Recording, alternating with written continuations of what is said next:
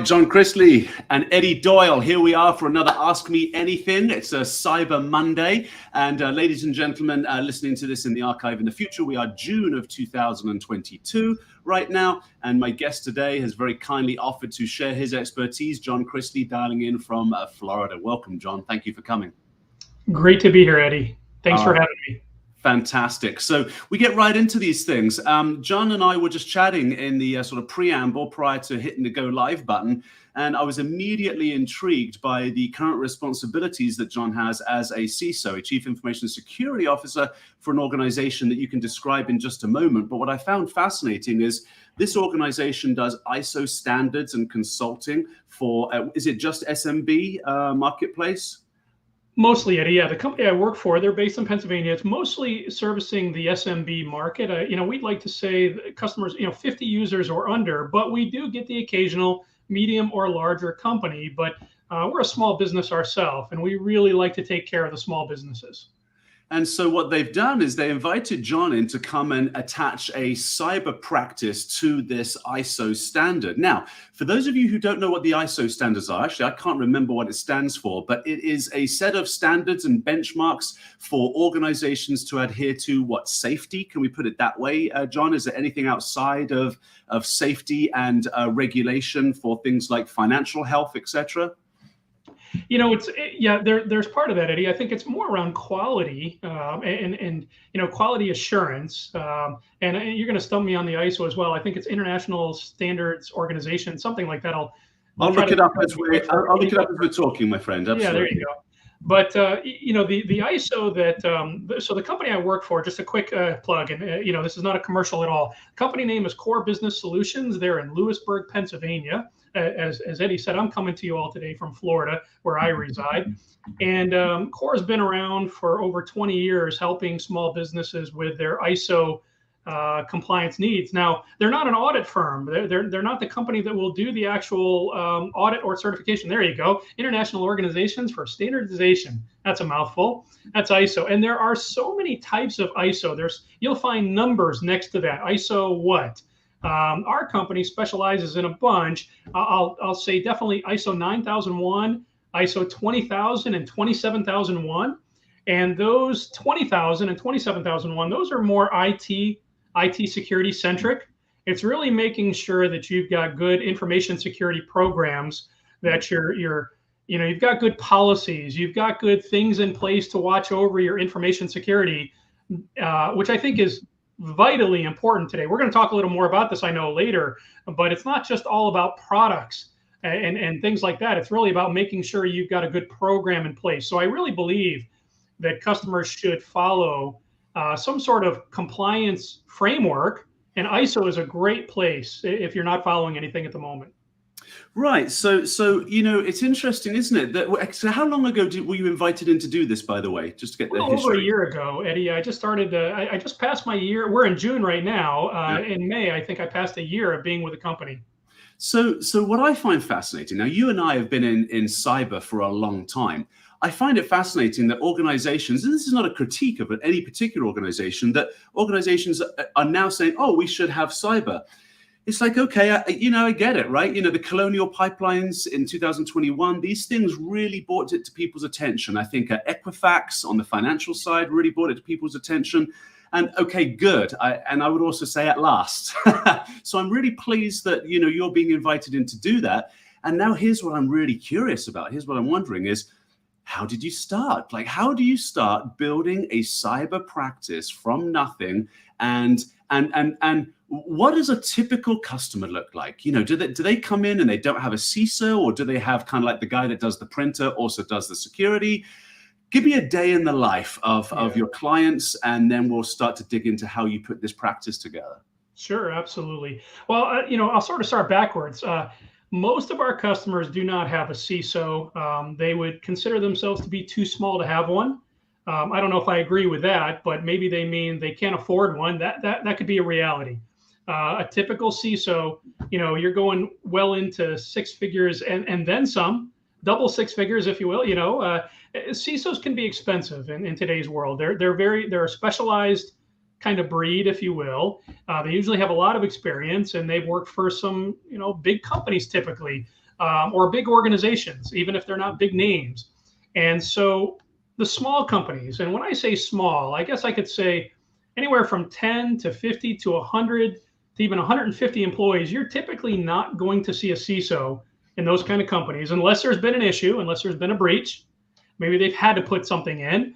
And like you said, they're typically being cared for today by an IT person, maybe even part-time, because maybe they've come in, they set up the network, they've got them on the internet, and they're off and running. But security is usually the last thing to be concerned about. Most of these companies think, look, it can't happen to me. It hasn't happened yet. Of course, I sit there and say, as a former forensic investigator myself, I tell people, are you sure it hasn't happened to you yet? You may not even know that something has happened unless you have somebody, kind of do a check and make sure. But a lot of these companies, they'd say they're pinched for budget. COVID didn't help that at all. And so for them to have somebody full-time dedicated to this invisible protection that is cybersecurity, it's really hard to see a return on investment for security. It's invisible. It doesn't really affect you until it does. It's tough. So a lot of customers that we're dealing with, they typically don't have a CISO. You're lucky if they've got a full-time IT director. They may be utilizing an outsourced MSP or managed IT firm. And a lot of those firms don't have security as a specialty. Maybe they're dabbling with it. They'll do a little bit of patching, a little bit of antivirus. But when you really get into this stuff that we do, which is security in the vein of compliance. Okay. Right. Can I ask why are they motivated to security in the vein of compliance? Absolutely, they're already motivated to take ISO standards apparently, and I'm not actually sure why that is. Are they?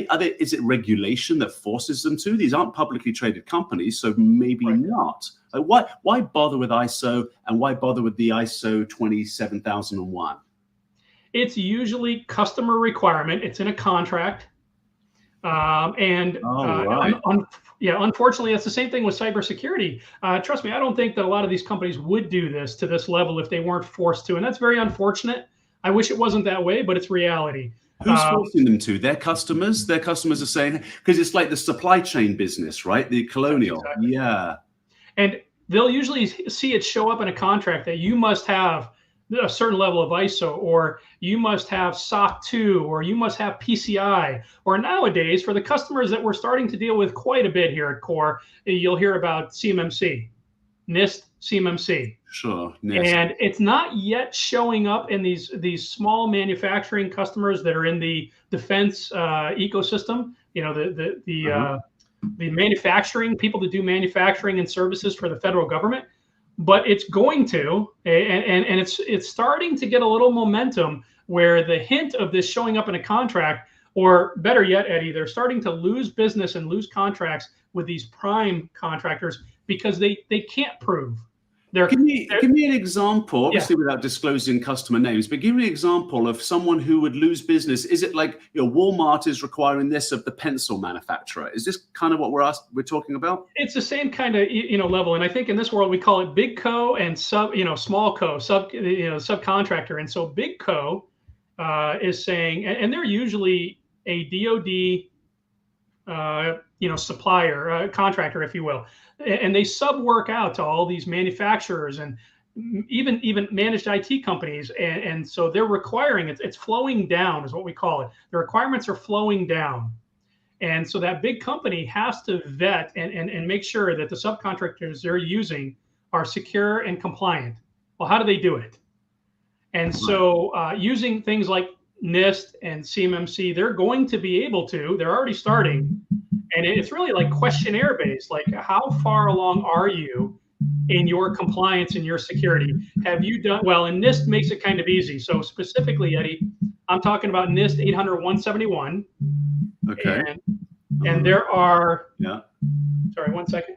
801.71, is that what you said? NIST 800-171 is the standard. And at the moment, there are 110 controls or requirements that go along with this. Now, I would call them basic cybersecurity, basic cyber hygiene. Yep, you've got it right there on the screen. Right. 800-171. And so there's 110. Now, it's expected to change soon. It's expected NIST will come out with a revision to that which I believe is going to strengthen it and enhance it. But at the moment, there's 110 items, okay? And there's actually a score that goes along with this. And this may sound complicated, but it's really not. I think there's 110 items, and either you're doing this or you're not. And if you're doing it, then you get the points for the score. And if you're not doing it, you don't get the points. Now, this is where it gets confusing a little, and I'll try to do this visually here on the screen. It's a score that kind of goes like this on a meter, right? It's a meter. And so you start out at a negative 203. If you do nothing, you have a negative 203. If you do everything that you're supposed to do, it's positive 110. And who's giving this meter? Who's doing this scoring? Yes. Okay. National Institute of Standards and Technologies, right? This is NIST doing the scoring. Okay. Yes. Okay. So they've created this scorecard, if you will. And what is happening is this is the scorecard that a lot of different agencies use. You'll see a lot of places refer back to NIST. I would dare say that if you look at standards like HIPAA and PCI and SOC 2 and even HITRUST, you will find a lot of them got their start or they have some reference back to NIST. And it's either going to be this 800-171 or it's going to be 800-53. It just really depends on what people started with. But here's the long and short of it, Eddie. If you start with NIST 800-171, it's 110 things. And I know that sounds like a lot. It really does. And it can be overwhelming for people when they first look at it. It's really not that difficult, to be honest. They're talking about some of the most basic things that people should have in place, no matter what business, no matter what industry. To me, NIST is just, it's not political. It's not, it doesn't matter what side of the party lines. It's just, you should be doing this. If you're in business, and I don't care if you're 5 people, 10 people, 500 employees, you should be doing these things. Okay, so I want to say a quick hello to Miguel. Miguel, thank you very much for dialing in. Miguel's actually a colleague of mine in New Jersey here, so always awesome to have you, and definitely would love your opinion, my friend. He's on the security engineering team. And so some of these customers that are approaching your organization have genuinely lost business because they haven't been able to really. And are there a lot of companies out there doing the service that you guys are doing? I think it depends, Eddie. There's a lot of managed IT companies, managed IT security companies, but I don't see too many that will tie it back to a compliance standard, right? They may be, such a bad way to say this, but there's no other way to say it. I see people selling product just to sell product. Like, I'm going to sell you antivirus, or I'm going to sell you this just to try to sell more product and, more licensing, and they probably have a quota to hit. We take a different approach. That's why I joined the company. I believed in this message. I believe in getting people the good old-fashioned help that they need. And what's a better way to do this? I mean, sure, we can sell product, and we do. And do you? Okay, so you can also sell next-gen firewalls and all that jazz. Correct. And by the way, just a little shameless plug, we love Checkpoint. We do. I've got a lot of good colleagues at Checkpoint. I just want to throw that out there. And I see Miguel, and in the chat, Miguel is saying NIST equals best practices. Absolutely, Miguel. Thank you for that. I believe I started my career almost 30 years ago now in IT, and I started out by reading NIST. I know I'm kind of weird, but I started reading NIST publications. And I always believed in my career that if you follow NIST, you really can't go wrong. Later comes the actual product that you're going to put in. And consumers have a lot of choice today in what they put in. So as a good consulting firm, which is what we are here at Core Business Solutions. Miguel says, awesome, thank you. I'm glad to see you agree. And if anybody doesn't agree, please, we want that feedback too. Right. We're just good old-fashioned people that try to help people. We are also sort of eating our own dog food or following our own practices. We wouldn't recommend something that we don't put in ourselves. That's actually how I started this practice, Eddie, was the president of our company said, we're going to be our own first customer. We're going to do this in-house, and we're going to do this. We wanted to see what we were going to break. We were going to see how impactful this was going to be on our users, because security sometimes is disruptive. And we enjoy what we do so much that now we're able to do this for customers as well. And so what's the approach? Is it consultative? You go in and you just big laundry list of questions. Do you also pen tests? Like how a client comes to you, they've already done their ISO standards with the other part of your house. Great. Now they need some cyber. Start me on this journey. Yeah. So it's a little bit of what you said. We've developed an assessment process or a gap assessment, but it doesn't necessarily mean I'm going to ask you 110 questions. But I am going to follow NIST, and the 800-171 is what we follow to a point. Okay, now because why reinvent the wheel? It's a beautiful model for people to really look at, and what we've tried to do to make it easy on anybody, even ourselves as consultants, if you will, is summarize it. Okay, in this, they may ask you in there about 5 or 6 questions on logging. Okay, well, I can ask a customer about 1 or 2 questions, and I get a general idea on do they understand the words coming out of my mouth, and do they have logging in place, or do they need our help with that? And I can very quickly get through all 110, and then I'll add some additional questions in there, things, Eddie, that I think are crucially important right now in June of 2022, where we are. Things like, do you have cyber insurance? Do you, do you do incident response planning and tabletops or not? Most people do not. Number one, they don't even know how to get started. They don't know who to ask for help. There's a lot of providers out there. Yep, Miguel has also got a great comment there in the chat. If you see me looking away, there you go. Health check to have a baseline. He's exactly right. We call it a gap assessment, but it's a health check. It's because, Eddie, here's a key. If somebody is doing some stuff already, that's my technical word for it. If they're doing some stuff, okay, I want to give them really good kudos and points, and I want them to show well. I want them to show what they're doing, okay? And I want to focus on where they need our help, where maybe they don't understand the technology, or even they don't understand what the requirement is asking them to do or how to get to that finish line. And so we come in and we've got a gap assessment that we will ask, the customers to go through. Not a very exhaustive process. It's not super technical. We have really, gosh, I hate to use the words, dumb it down. Customers are not dumb at all. Customers I deal with, they're very, very intelligent, but this stuff's not written for the typical business person. This stuff is written in geek speak. Yeah. And so us geeks that have been around for a lot of years, we have to translate that into business speak. And now you asked also, do we do pen testing? We do vulnerability scanning. Absolutely, we do that. Now, if a customer wants it, or if a requirement that they have, like PCI requires it, then we have a couple of trusted partners that do pen testing. We don't do pen testing in-house. I wouldn't be very good at it, to be quite honest. There are people that are way better at it than I am, but we will be there elbow to elbow to manage that assessment, make sure that our customer is well taken care of. Right. So yes, but we will check out their entire infrastructure, their entire network to find out, again, how good are you doing in certain areas. Let's get you the points and the score, if you will, for things you're doing very, very well. But then let's put a plan together about things that you may need some help with. What would you say are the differences between your vulnerability assessment and a pen test? Yeah. To me, that's very clear. I hope this is not going to be too technical to say this back. So there's a definite difference between a vulnerability scan and a pen test. Now, most pen testers, well, I think all of them, if they're any good, they will tell you they'll start with a vulnerability scan. Actually, they'll probably start with a reconnaissance scan. They'll start gathering some information on a company and their network, right? They're looking at everything they can find on that customer when they begin their pen test engagement. But let's talk about this.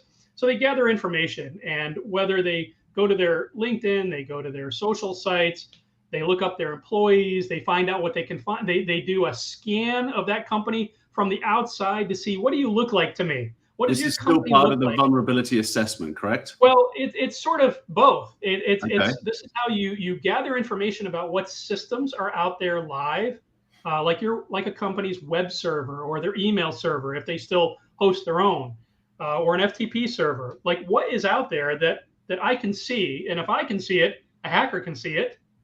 So this is how it starts. You're gathering the information on, you hear some people talk about OSINT, open source intelligence gathering. Just what can I find out about you just standing back and looking at your company and your network? Then I want to do a scan. Now, this is not a pen test yet. I want to do a vulnerability scan, okay? And there's various tools, and we use them too. Now, we do this part. And we can check and see, all right, I see a bunch of servers. I see some websites. What vulnerabilities are out there just free for the taking? I didn't even have to pay for a pen test or be very super technical. So like what? Unpatched servers? What else? Unpatched servers, ports that are open. Like I see a lot of people, they forget that they had an FTP server a long time ago and they left it. They never closed down the port on the firewall. And so port 21 is still open for FTP and they forgot about it.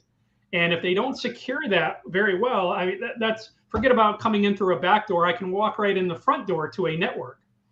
Now, a vulnerability scan will give me a lot of this rich information to use. A pen tester or a hacker will then take that information that they've gleaned and they'll see, what can I do with this information? Can I now break in? And if I can break in, how far can I get? I think that's really the reason that pen testing is done, is to see how far into a company network can I get. Okay, yeah. So the vulnerability assessment, I see that you've got port 21 open. I see that you've got employees sharing all this stuff on public forums like Facebook and LinkedIn, but I'm not actually going to go past that. I'm not going to socially engineer anybody. I'm not actually going to see how far I can get in this old FTP. That's your actual pen test. That's where you kind of stand back at a vulnerability scan. You're kind of standing back saying, let me tell you everything that I'm finding. And so that I can show you quick ways to plug those holes and clean things up, so that, you know, a pen tester or a hacker does not find their way into your network. Right.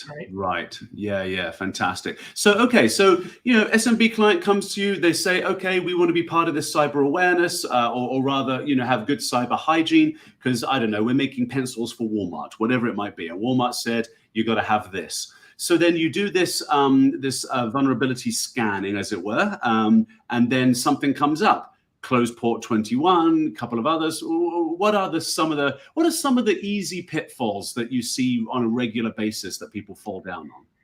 Yeah, and you know, this is where compliance comes in. It's not even about tools; it's about the compliance. Like, do they have a program to take care of their security at all? And unfortunately, most do not until they do. They typically do not have things in place. And what do I mean? What should they have in place? Well, simple things, Eddie, like patching. Okay, patching has got to be the number one thing that just drives me crazy, because it's not that hard to do. Right. And I think that people just think, well, I'm going to put a system out there and I think somebody's taking care of it, so I don't have to worry about it. But that's usually how things happen. That's how breaches happen, are, you know, unpatched vulnerabilities. That's the majority of you know, breaches happen that way. And so patching is just one of the number one ways. And what we find is, if I do a vulnerability scan and we find out you've got a system out there and it doesn't have things fixed from months or years ago, and unfortunately, this is really what happens.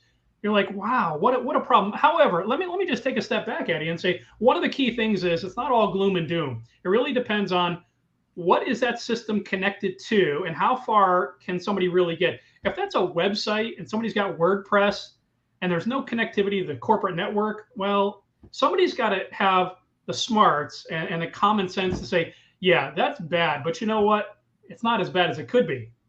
Right. Okay. If you had, you know, I'm not picking on AWS at all, but let's talk about some of the real big vulnerabilities. An S3 bucket that's out there that is not secured because nobody knew how to do it. That's a huge vulnerability. Yeah. When it's got all your data in it and your customer data. And if somebody gets into that, the ramification. Is that common? Do you find that it quite is common? common? It's very common because, you know, those things are just too easy to set up. And people don't take the time to say, how should I secure it the right way? Now, again, AWS provides guides and guidance, and almost every vendor I know out there in this world, they have ways to scan that and check it and keep up on that. But if people don't do it, they end up why aren't they doing it? Why aren't they doing it? I mean, even Equifax, they didn't even. That was a patch, right? That was a 1.5-year-old patch, I think. Why aren't they doing it? Why are people falling down over such simple things? Well, you know, and again, I'm focusing on SMB, small customers, mostly at our company. But, you know, I think when you get into the larger companies, I'm just going to come right out and say it. I think a lot of it is politics. I've worked for a few big companies in my time, and politics seems internal, you know, departmental politics. I don't even want to say budgets, because bigger companies, especially Equifax, they've got the money. Yeah. They've got the people. So how did politics stop them from patching? Connect those two dots for me. They're typically afraid. Okay, there's typically somebody at the helm somewhere in these companies that says, you know, they don't want to admit it, but they're afraid. If you patch, they're afraid you're going to break something. Break something. Yeah. Okay. Right. You know what? Yes, years ago, I can remember in the NT40 and Windows 7 and Windows XP days, yeah, we broke a lot of things with patches. We did. Yeah. Yeah. But Yeah. nowadays, it doesn't happen as often. I mean, it still could happen. You got to watch some of these browser, updates and things like that. But nowadays, a good patch system will also allow you to roll back if you do break something. But what's the alternative? Not doing it. And Yeah. unfortunately, I So find, really, it's company culture in that case. That's what you mean by politics, right? You mean people are afraid, and so that's not cool. And I would imagine, yeah, that's really interesting to me. How you made the problem very human, which I love, by the way, right? When we technologists make it human, because now we can deal with it, right? When it's all ones and zeros, there's only a specialty group, folks like us, that get to manage the problems. But when it's a human problem, the whole organization can deal with it. So really, the larger organizations, it's politics. The smaller organizations, they probably just don't even know. And then I'll get back to something you said a few moments ago. You said you found that they don't even have a program. So how do you solve for that? How do you solve for the fact that, yeah, somebody just spun up an Amazon server, this guy's got an old FTP port open. How do you solve for the fact that people aren't thinking about leaving the front door open or not securing, the window? It's one step at a time, Eddie. It depends on the organization and how much they're willing to want to go down this road. Okay, here's what I want to tell you. It's no longer about the technology. The technology has been out in our industry for a long time to fix these problems. The breaches that you're reading about all the time, as a former forensic investigator, an incident responder, cyber incident responder, I can tell you most everything you're reading, not all, but most everything we read about is preventable. Yeah. And we don't want to talk in our industry about, because we don't want to point fingers. And even the companies themselves, they really don't want to point fingers. You'll just quietly see somebody leave. But these things are preventable. It doesn't have to go down this way. And so it's not about technology anymore. The technology is out there to patch, to keep things secured, to keep this ransomware off of our network, and to double check all these controls and make sure that everything is secure. But you have to have it, and you have to want to do it.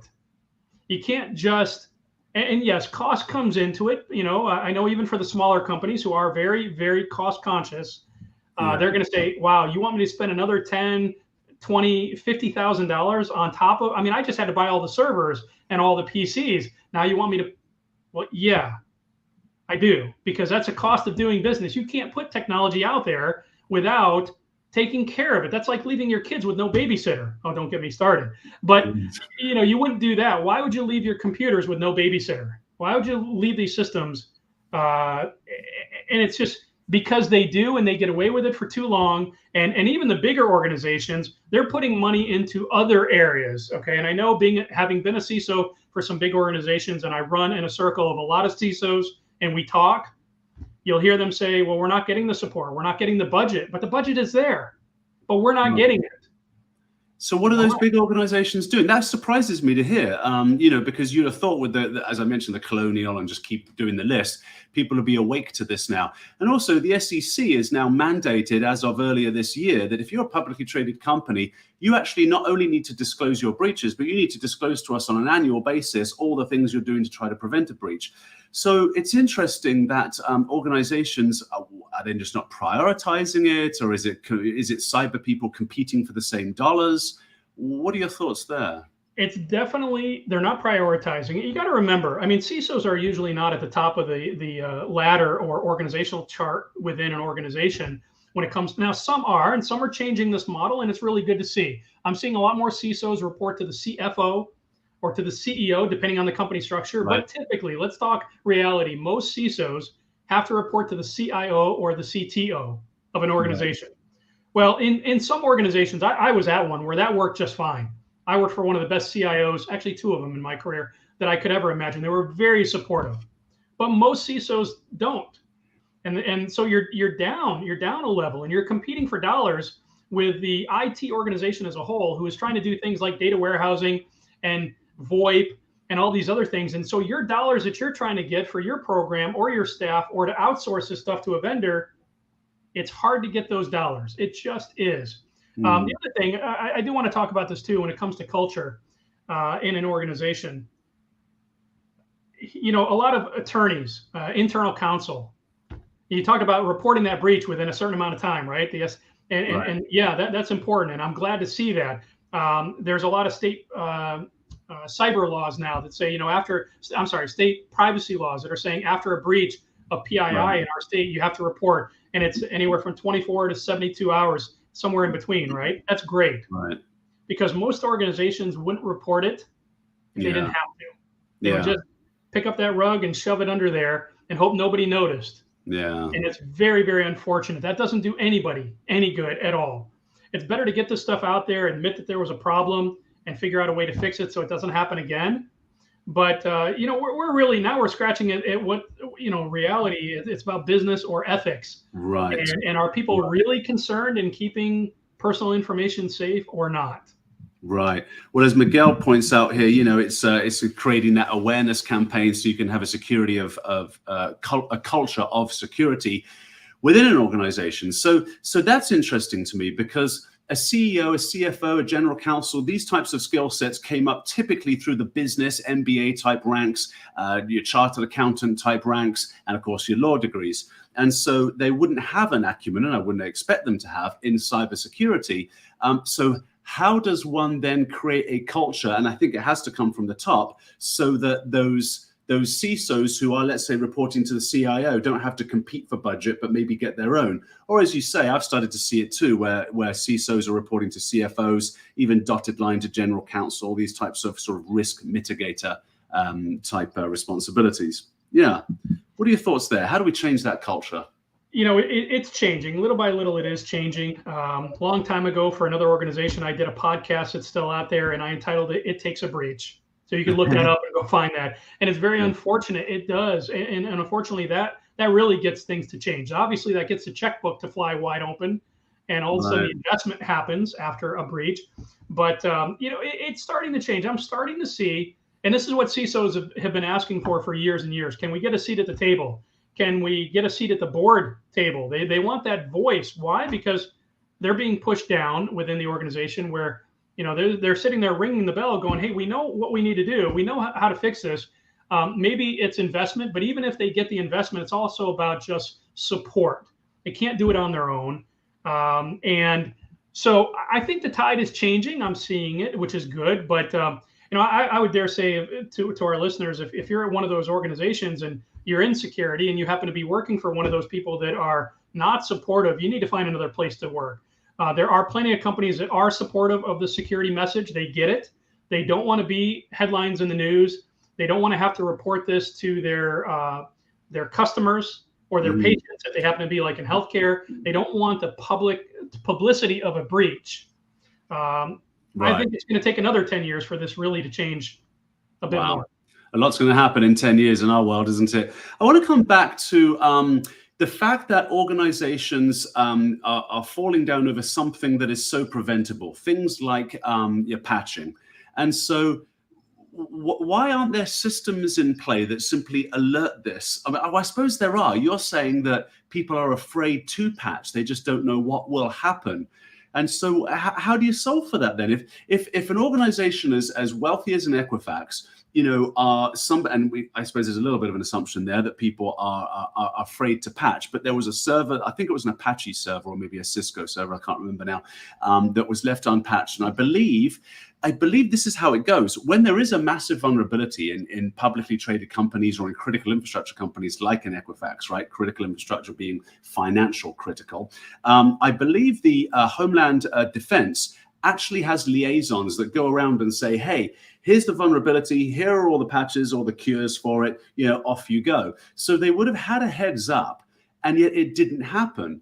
I understand that people can be afraid, but then how do we solve this problem? And how are you solving it with your SMB clients? Maybe they're not doing it because of politics, but that it's still happening. So how are we solving this?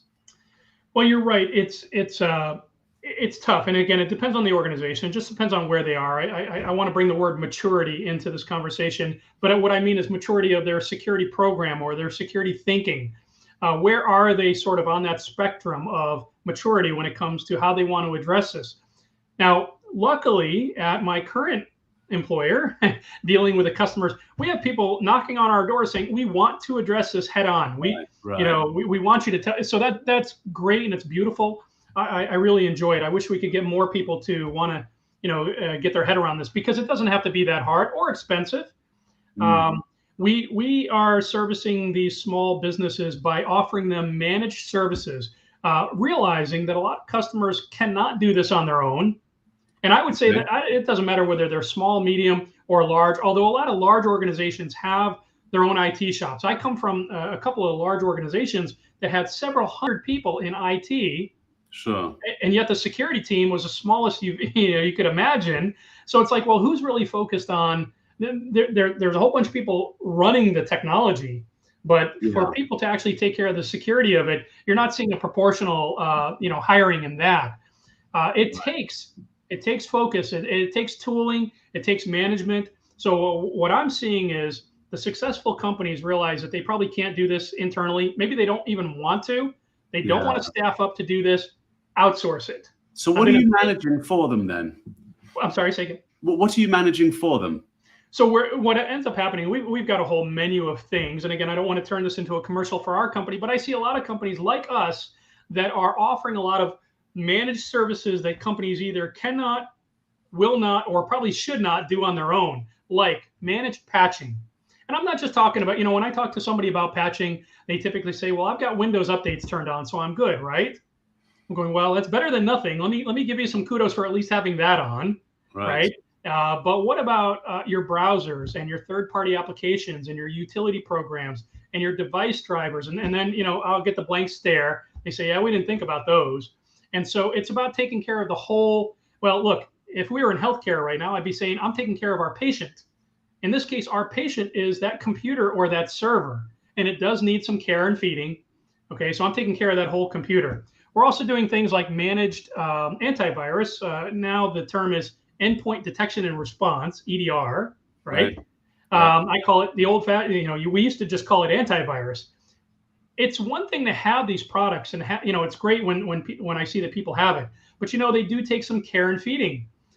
These computers and these programs are very chatty, and they talk a lot. Okay, and they'll tell you when there's a problem. They'll tell you when there's a virus that they detected, but they couldn't clean for some reason. So who's going to take care of that? Who's going to jump on that? And typically customers are too busy, and they typically don't have the skill set in-house to take care of that on their own. So it's way better to outsource that. Let somebody just take care of that and see how much that an outsourced provider can do. And there's a lot of companies that do that. A lot of these are regional in the areas where the customers are located. Every state, almost every city of any size has local IT companies that do this. Right. But not every managed IT company are the same. Some are very good. You said in the very beginning of the session, Eddie, they're very good at taking care of your printer or setting up your network. But when it comes to, hey, I've got ransomware. Right. Or I need to know the vulnerabilities on my network. All of a sudden, you'll start seeing some of them start to back away, especially, Eddie, if you start saying, I'd like to comply with NIST because of CMMC, or I'd like to comply with ISO. A lot of these smaller technology providers may back away going, that's not my area of specialty. That's why I'm very happy that I joined where I joined, because we are a compliance company. We help people with their compliance needs first. And then we said, wow, you also need cybersecurity. Let's see if we can marry that up and do it at the same time. Right. How are we doing for time? Oh, wow, that flew by. Okay, I want to hit one big subject matter, tabletops. You mentioned it a little earlier today. So give me an example. Are you guiding your clients through tabletop exercises? How regularly do you do them? What does a typical tabletop exercise involve? Well, I've helped customers. As a CISO, I had to do a lot of tabletop exercises, and I would always have vendors that would come in and help. Some of the best known vendors out there. Now, as a CISO sort of for hire, if you will, I am helping customers out. And this is what it's all about. So why do this? What are tabletops? In the world of incident response, you want to be ready in case something were to happen. And the scenarios are various. It could be anything from, oh, wow, we got ransomware and our computer's just locked.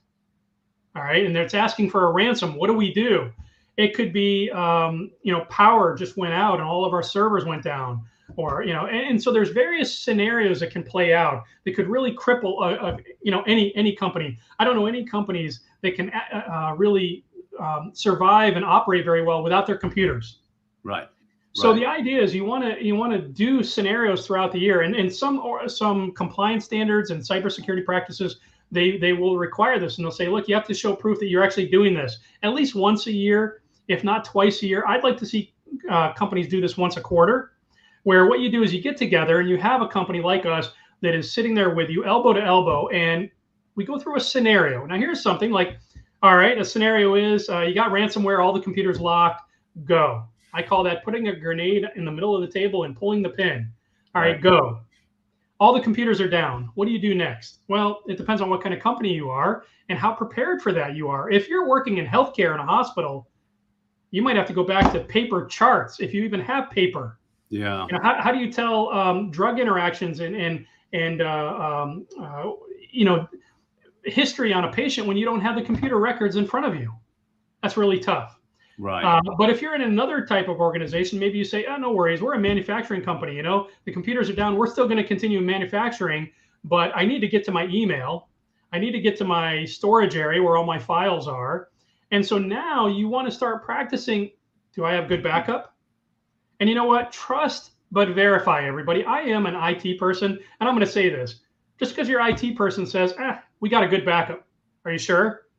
And how do you know if you've never tried to restore that and operate from the restore? It used to be that we would have tapes. Okay, right. Not too many people have tapes anymore. Some still do, but you know what? Even those tapes, a lot of times people would go back to the tapes, put them in the drive only to find out, oh, the backup didn't run well. That's not the time in the middle of an incident to find out your backup was no good. Right. So it's very important that you go through this and practice your response to incidents that happen. Yeah.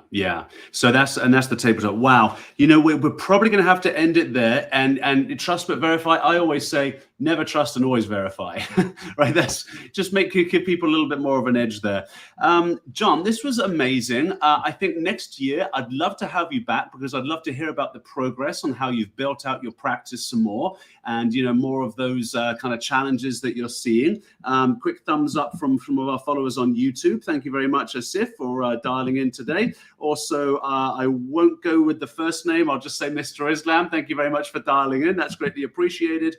And always on Mondays at 12 noon, we meet with experts just to ask anything so that we can just make this online world a little bit safer than it was when we first joined the call. So hopefully it is. John, stay right there because I'm going to end the broadcast and I can say thank you to you personally after the broadcast is done. Ladies and gentlemen, and actually one thing I would like to end on, they can probably find you on LinkedIn. If anybody has any questions, John, how would we easily find you on LinkedIn? Just John Chrisley and what? Yeah, linkedin.com/John Chrisley. It's the last name is Christ, L-Y is how it's spelled. And there's the address to our company that I am with, Core Business Solutions. The website is thecoresolution.com. Check us out. Hit me up if you'd like some of this, sound advice and some real good solid help. We try to simplify all this for our customers and just make it easy to digest and go through. It does not have to be that hard. Beautiful. Well, listen, thank you very much again, ladies and gentlemen. Be safe.